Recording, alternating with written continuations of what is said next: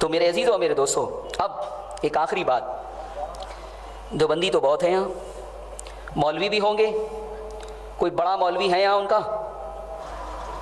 کل آپ جائیں اس کے پاس اور اسے پوچھیں کہ مولانا ایک سوال کا جواب دیجئے، آپ کے 3 بڑے ہیں، مولوی اشرف علی تھانوی، مولوی رشید احمد گنگوہی، مولوی قاسم نانوتوی، تو یہ گنگوہی، تھانوی، نانوتوی یہ تھوڑا سا ٹیڑھے ٹیڑھے نام ہے، میں نے کہیں بیان کر دیا، پھر دوسرے دن کسی نے فون کیا، بولے مولانا وہ مولانا گانگولی کا نام کیا تھا؟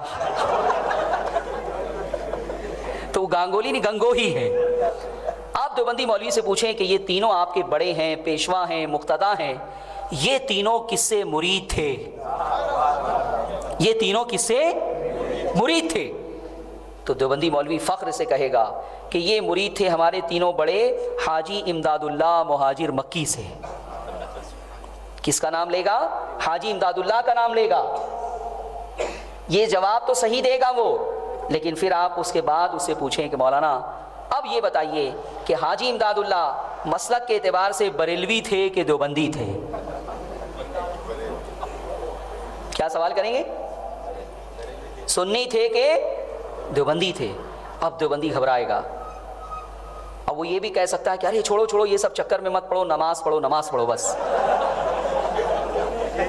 کچھ لوگ گئے تو اتفاق سے دیوبندی مولوی نے یہی جملہ کہا تو وہ سب زور سے ہنسنے لگے جیسے آپ ہنسنے لگے۔ تو دیوبندی مولوی نے پوچھا کہ ہنسے کیوں ہو؟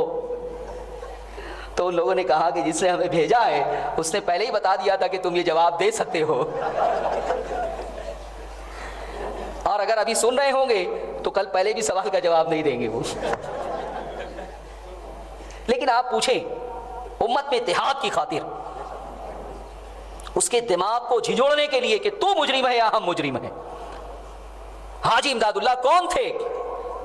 وہ جواب دے گا یا نہیں دے گا، لیکن ظہیر آباد کے مسلمانوں یہ حقائق تمہیں معلوم ہونے چاہیے کہ تھانوی کے پیر، گنگوہی کے پیر، قاسم نانوتوی کے پیر، یہ تینوں دیوبندی بزرگوں کے جو بزرگ تھے حاجی امداد اللہ، وہ پکے سنی اور پکے بریلوی تھے۔ حاجی امداد اللہ تمہاری طرح عرس کرتے تھے، فاتحہ کرتے تھے، میلاد کرتے تھے، کھڑے رہ کے سلام پڑھتے تھے، یا رسول اللہ کا نعرہ لگایا کرتے تھے۔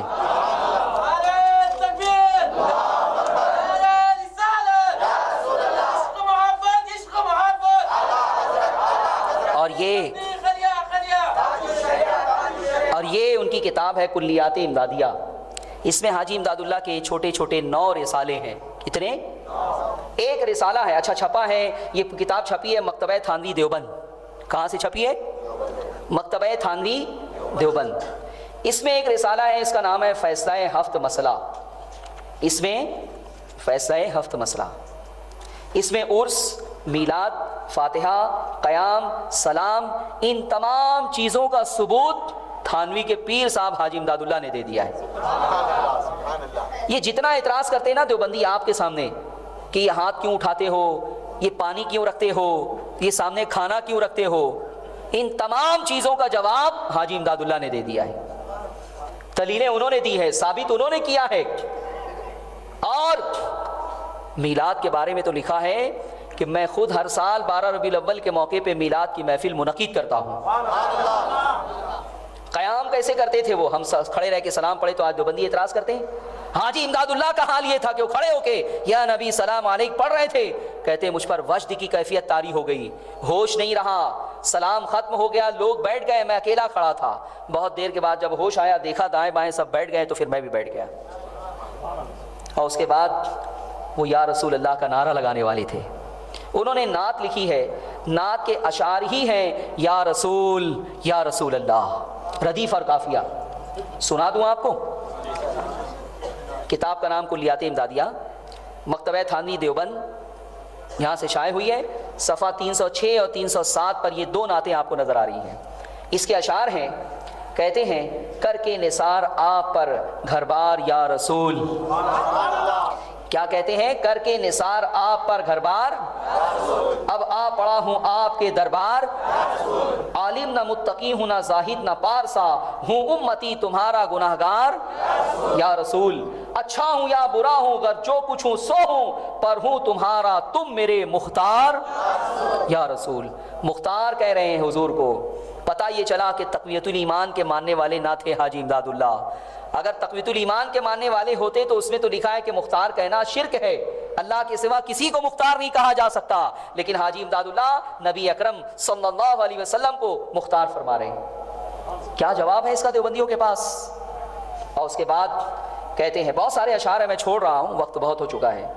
کہتے ہیں جس دن تم عاصیوں کے شفیع ہوں گے پیش حق، اس دن نہ بھولنا مجھے زنہار یا رسول۔ پھر کہتے ہیں مقطع، ہو آستانہ آپ کا امداد کی جبین، ہو آستانہ آپ کا امداد کی جبین، اور اس سے زیادہ کچھ نہیں درکار یا رسول۔ یہ یا رسول والی نعت ہو گئی، اب یا رسول اللہ والی نعت آ رہی ہے۔ کہتے ہیں ذرا چہرے سے پردے کو اٹھاؤ یا رسول اللہ، مجھے دیدار ٹک اپنا دکھاؤ یا رسول اللہ، کرو روئے منور سے میری آنکھوں کو نورانی، مجھے فرقت کی ظلمت سے بچاؤ۔ شفیع آسیاں ہو تم، وسیلہ بے کساں ہو تم، تمہیں چھوڑ کر اب کہاں جاؤں بتاؤ۔ یہ یا رسول اللہ یا رسول اللہ والے بہت سارے اشعار ہیں، کم سے کم 30-35 اشعار ہیں، میں اس کو چھوڑ رہا ہوں، وقت بہت ہو چکا ہے۔ تو یا رسول والی نعت ہو گئی، یا رسول اللہ والی نعت ہو گئی، اب اس کے بعد یہ یا نبی والی نعت بھی سماعت فرمائے۔ یہ کہتے ہیں اشعار ہیں، ردیف اور قافیہ بنایا، صفحہ 389، آپ کی فرقت نے مارا یا نبی، آپ کی فرقت نے مارا یا نبی، دل ہوا غم سے دوپارا، طالب دیدار ہوں دکھلائیے روئے نورانی خدارا، لیجئے در پر بلا کب تک پھروں در بدر یا مارا مارا۔ یہ یا نبی یا نبی یا نبی والے اشعار ہیں۔ کس کے مسلک کے تھے وہ؟ دیوبندی مسلک کے یا ہمارے مسلک کے؟ کیسا ہے تمہارا مسلک کہ تمہارا پیر بھی تمہارا نہیں ہوا؟ اور یہ مناجات، یہ 2 شعر میں آپ کو سنا رہا ہوں، 3 شعر۔ اگر آپ فتویٰ پوچھیں گے نا، نام ظاہر نہ کر کے، نام ظاہر نہ کریں اس فتوے میں، اس صفتے میں، اور کسی دیوبندی مفتی کے پاس لکھ کے پوچھیں کہ یہ اشعار کیسے ہیں، اس کا پڑھنا کیسا ہے، تو کہے گا یہ تو شرک ہے پڑھنا۔ کسی غالی بریلوی کے اشعار معلوم ہوتے ہیں۔ کیا کہتے ہیں حاجی امداد اللہ؟ کہتے ہیں 388 صفحہ 388، اے رسول کبریا فریاد ہے، اے رسول کبریا یا محمد مصطفیٰ فریاد ہے، یا محمد مصطفیٰ آپ کی الفت میں میرا یا نبی حال یہ ابتر ہوا فریاد ہے۔ پھر کیا کہتے ہیں؟ ہائے ہائے، بالکل دیوبندی مسلک کے مطابق شرکیہ شعر ہے۔ کہتے ہیں سخت مشکل میں پھنسا ہوں آج کل، سخت مشکل میں پھنسا ہوں آج کل، اے میرے مشکل کشا فریاد ہے، اے میرے مشکل کشا فریاد ہے۔ بات سمجھ میں آ گئی؟ کون تھے حاجی امداد اللہ؟ اور سنو، دیوبندی مسلک کے مطابق ایک شرکیہ عمل بتا رہے ہیں، وہ شرکیہ وظیفہ بتا رہے ہیں وہ، اور اس کے بارے میں حاجی امداد اللہ نے دعویٰ یہ کیا ہے کہ اس سے حضور کی زیارت ہوگی۔ صفحہ 56 کہتے ہیں کہ اگر کسی کو حضور کی زیارت کرنی ہو خواب میں تو وہ بتی اتی بجھا دے اور اندھیرے میں حضور علیہ الصلوۃ والسلام کے چہرے مبارک کا تصور کرے، اور تصور کر کے کیا پڑھے؟ ضرب لگانی ہے، جو صوفیہ ضرب لگاتے ہیں نا، لا الہ الا اللہ، تو یہ جو ضرب لگائی جاتی ہے تو ذکر اللہ نہیں بتا رہے ہیں، ذکر مصطفیٰ بتا رہے ہیں۔ اور کیا بتا رہے ہیں؟ ظہیر آباد کے مسلمانوں غور سے سنو، دیوبندیوں نے یہ کتاب چھاپی ہے حاجی امداد اللہ کی، اور وہی کما رہے ہیں، کھا رہے ہیں۔ حاجی امداد اللہ لکھتے ہیں حضرت صلی اللہ علیہ وسلم کی صورت مثالیہ کا تصور کر کے درود شریف پڑھیں، اور پھر کیا کریں؟ اور داہنی طرف یا احمد اور بائیں طرف یا محمد، اور دل میں یا رسول اللہ 1000 بار پڑھے۔ کتنی مرتبہ؟ یا احمد یا محمد یا رسول اللہ 1000 بار پڑھے تو کیا ہوگا؟ تو کیا ہوگا؟ کہتے ہیں انشاءاللہ بیداری یا خواب میں زیارت ہوگی۔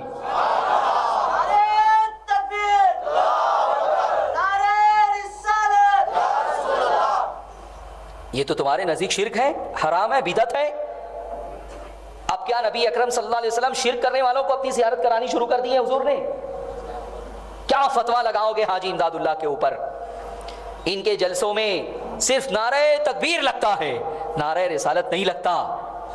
ارے یہ نعرہ یہودی بھی لگاتے ہیں، یہ نعرہ عیسائی بھی لگاتے ہیں، یہ نعرہ تم بھی لگاتے ہو۔ نعرہ سننے کے بعد کوئی فیصلہ نہیں کر سکتا کہ تم کون ہو، لیکن جب ہم نعرہ لگاتے ہیں نعرہ رسالت یا رسول اللہ، تو سننے والا سمجھ جاتا ہے کہ یہ اللہ کو بھی ماننے والا ہے، محمد عربی کو بھی ماننے والا ہے۔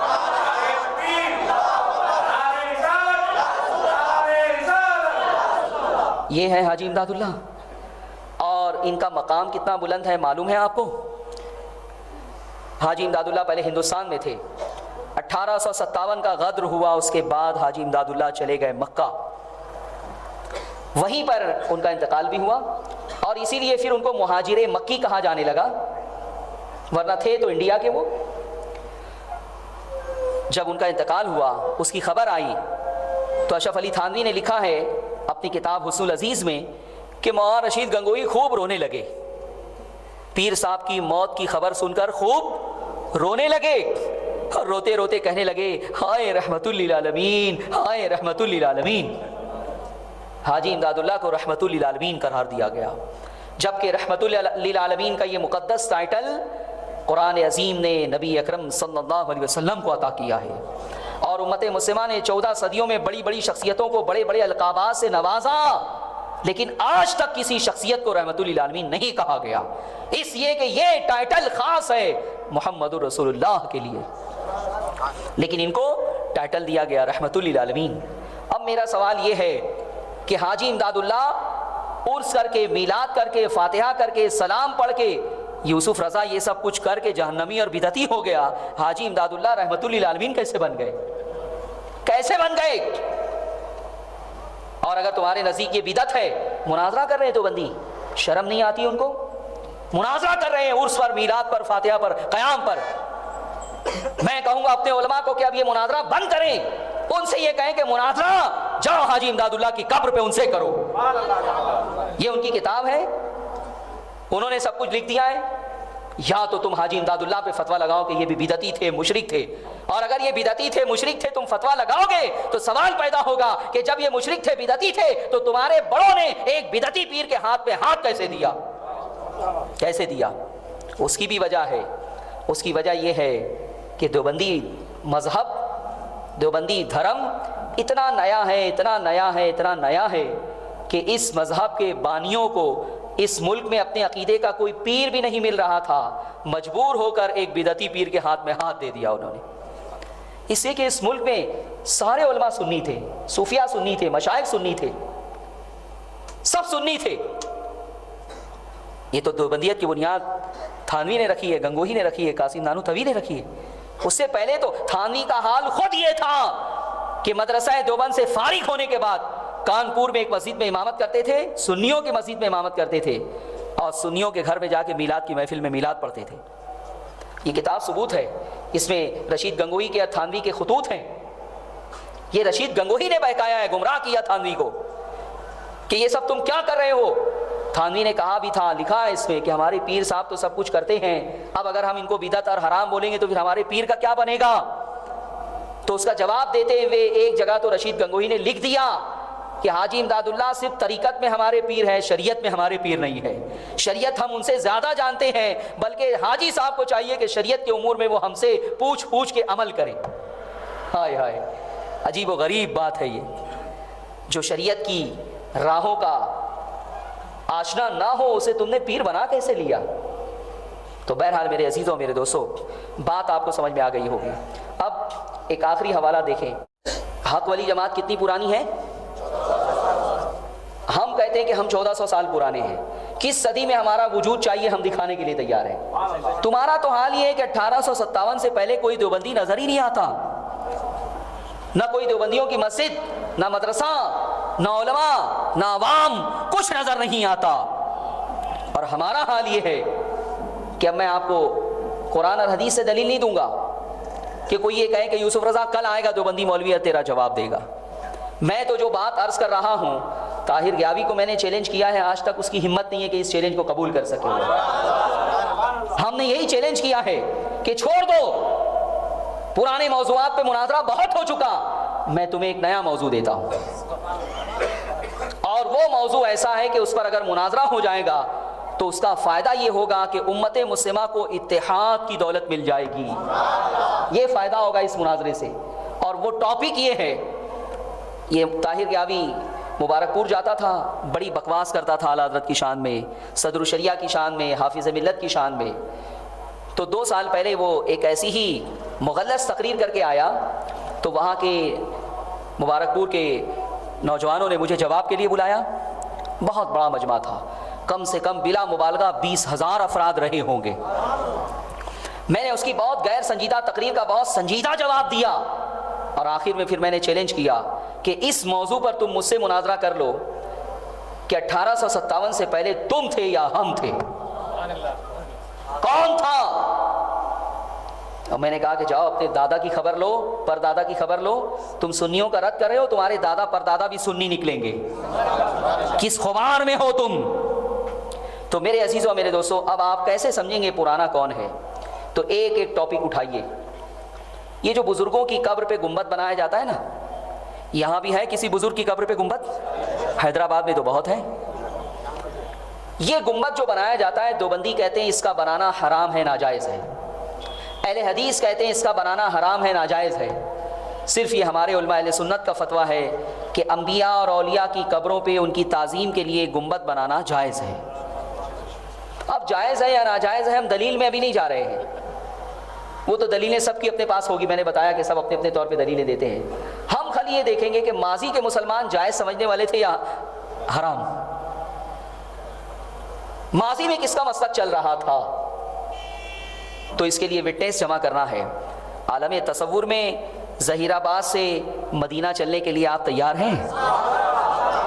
وہاں ایک بہت پرانا گواہ بیٹھا ہوا ہے، نبی اکرم صلی اللہ علیہ وسلم کی قبر پہ بھی گنبد بنایا گیا ہے، اور یہ آج نہیں بنایا گیا، امام احمد رضا کے دور میں نہیں بنایا گیا، یہ گنبد 700 سال پہلے بنایا گیا ہے، 7 صدی پہلے بنایا گیا ہے۔ ہم گنبد خضرا سے گواہی حاصل کرنا چاہیں گے کہ اے گنبد خضرا، تو بتا کہ دیوبندی مولوی کہتا ہے تیرا بنانا حرام ہے، اہل حدیث مولوی کہتا ہے تیرا بنانا حرام ہے، تو 700 سال پہلے کے دیوبندیوں نے تجھے کیسے بنا دیا، اہل حدیث نے تجھے کیسے بنا دیا؟ تو گنبد خضرا اپنے خاموش وجود سے جواب دیتا ہوا نظر آئے گا کہ ارے ظہیر آباد کے مسلمانوں، جس وقت مجھے بنایا گیا مدینے میں، مکہ میں اور جزیرۃ العرب میں، اس مسلک کا ماننے والا کوئی تھا ہی نہیں، یہ فتویٰ دینے والا کوئی ملا تھا ہی نہیں، کون تھا؟ تو گنبد خضرا جواب دے گا کہ جو تھے وہ جواز کا فتویٰ دینے والے تھے، وہ جائز ہونے کا فتویٰ دینے والے تھے، جواز کا فتویٰ دیا گیا تو مجھے بنایا گیا ہے۔ اب آپ مجھے بتائیں کہ 7 صدی پہلے گنبد خضرا کی یہ تعمیر ہوئی ہے، کنسٹرکشن کا یہ کام 700 سال پہلے ہوا ہے۔ اگر اس وقت مدینے کے، مکہ کے، عرب کے سارے مسلمان دیوبندی ہوتے تو گنبد خضرا بن سکتا تھا؟ سارے مسلمان اہل حدیث ہوتے تو گنبد خضرا بن سکتا تھا؟ پتہ یہ چلا کہ آج جو فتویٰ امام احمد رضا دیتے ہوئے نظر آ رہے ہیں، وہی فتویٰ 7 صدی پہلے کے علماء بھی دیا کرتے تھے۔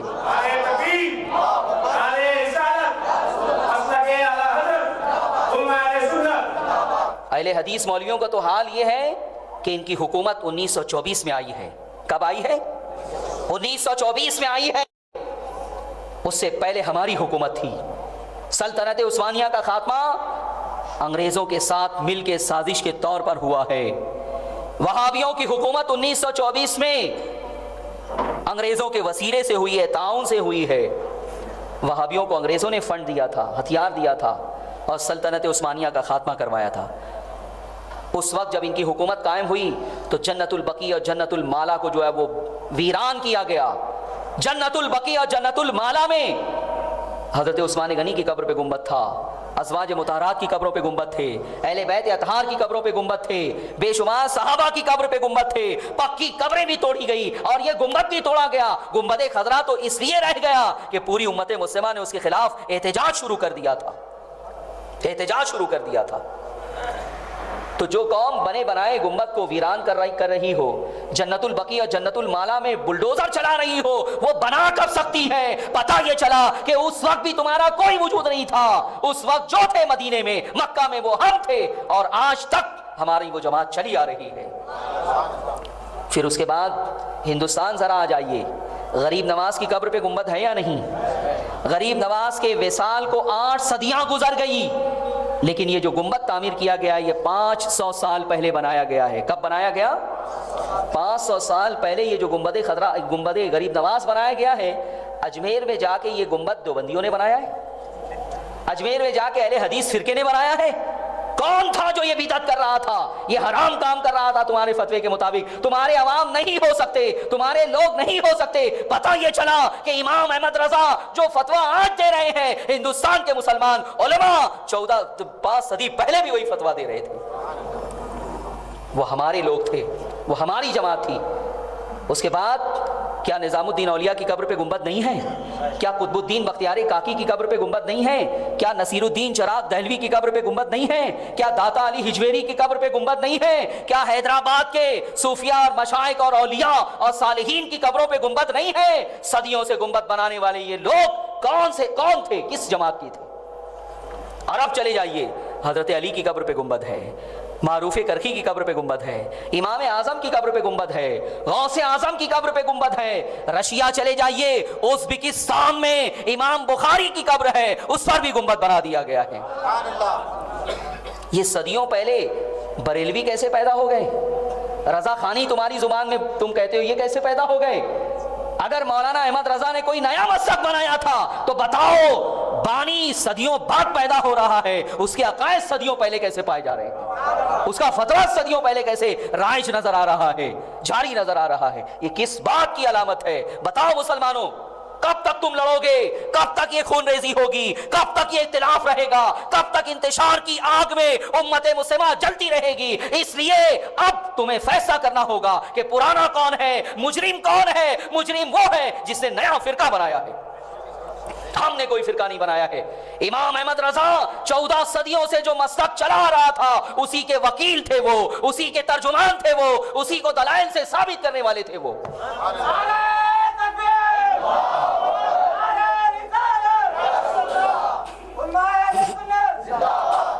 یہ خانقاہوں کا نظام، یہ اولیاء کاملین کی قبریں، اس پر تعمیر کیے جانے والے یہ گنبد، یہ ہمارے مسلک کے آثار ہیں جو 14 صدیوں میں پھیلے ہوئے ہیں، 14 صدیوں میں نظر آئیں گے آپ کو۔ تم کہاں ہو؟ تم کہاں ہو؟ اور ایک بات اور میں آپ کے سامنے عرض کر دوں، ایک جملے سے آپ کے 14 طبق روشن ہو جائیں گے، بہت بڑی حقیقت کھل کے آپ کو نظر آنے لگے گی۔ آپ سب سنی ہے؟ کہیے انشاءاللہ، الحمدللہ، ہاتھ اٹھائیں۔ آپ یہ کہہ سکتے ہو نا کہ میں سنی ہوں، میرا باپ سنی تھا، میرا دادا سنی تھا، میرا پردادا سنی تھا۔ یہ جملہ دیوبندی کہہ سکتا ہے کہ میں دیوبندی ہوں، میرا باپ دیوبندی تھا، میرا دادا دیوبندی تھا، میرا پردادا دیوبندی؟ کیوں ہنسی آ رہی ہے آپ کو؟ حقیقت کھل کے آئی نا سامنے۔ یہ کیوں نہیں کہہ سکتے؟ یہ اہل حدیث کہہ سکتا ہے کہ میں اہل حدیث ہوں، میرا باپ اہل حدیث تھا، میرا دادا اہل حدیث تھا، میرا پردادا اہل حدیث تھا۔ ظہیر آباد، نظام آباد، حیدرآباد میں 50 سال کی تاریخ اٹھا کر دیکھ لو کہ 50 سال پہلے بھی تمہیں کس کا جلوہ نظر آ رہا ہے۔ یہ تو بعد میں کنورٹ ہوئے ہیں، پہلے یہ خود سنی تھے، ان کے آبا و اجداد سنی تھے۔ جو آج دیوبندی نظر آتا ہے وہ 5 سال پہلے دیوبندی ہوا ہے، 10 سال پہلے ہوا ہے، 15 سال پہلے ہوا ہے، 25 سال پہلے ہوا ہے۔ جب ان کا انٹرویو لیا جاتا ہے تو وہ یہی کہتے ہیں کہ وہ فلاں جگہ اجتماع تھا، لوری جا رہی تھی، اسی میں بیٹھ گیا، میں بھی گیا، پھر وہاں سے میں تبلیغی ہو گیا۔ تو رسول اکرم صلی اللہ علیہ وسلم کیا دین 25 سال پہلے لے کر آئے ہیں؟ تیرے باپ کو یہ دین کیوں نہیں ملا؟ تیرے دادا کو یہ دین کیوں نہیں ملا؟ پر دادا کو یہ دین کیوں نہیں ملا؟ اہل حدیث جتنے ہیں ہمیں کنورٹڈ کیوں نظر آتے ہیں؟ آپ اچھی طرح سے سمجھ سکتے ہیں کہ گروپ کریٹ ہونے کی ڈیٹ آف برتھ ہوتی ہے۔ ہمارا گروپ تو 14 صدی پہلے کریٹ ہو چکا ہے، ہم تو 14 صدیوں سے چلے آ رہے ہیں۔ صحابہ تک اگر ہمارا شجرہ نسب معلوم ہو جائے تو ہم سب کے بارے میں کہیں گے کہ سب سنی تھے۔ اور تمہارا حال یہ کہ تم اپنے دادا اور پر دادا کو وہابی اور دیوبندی نہیں کہہ سکتے۔ کہہ سکتے ہیں یہ؟ میں اسی لیے کہتا ہوں کہ جتنے دیوبندی ہیں، جتنے اہل حدیث ہیں، انہیں ہمیشہ اس بات کا احساس ہونا چاہیے کہ تم کنورٹڈ ہو۔ اور اب ہم گھر واپسی کی تحریک شروع کر رہے ہیں۔ گھر واپسی کی تحریک ہر وقت مذموم ہو یہ کوئی ضروری نہیں ہے۔ جتنے قادیانی ہیں، کیا تم ان کو گھر واپسی کی دعوت نہیں دو گے؟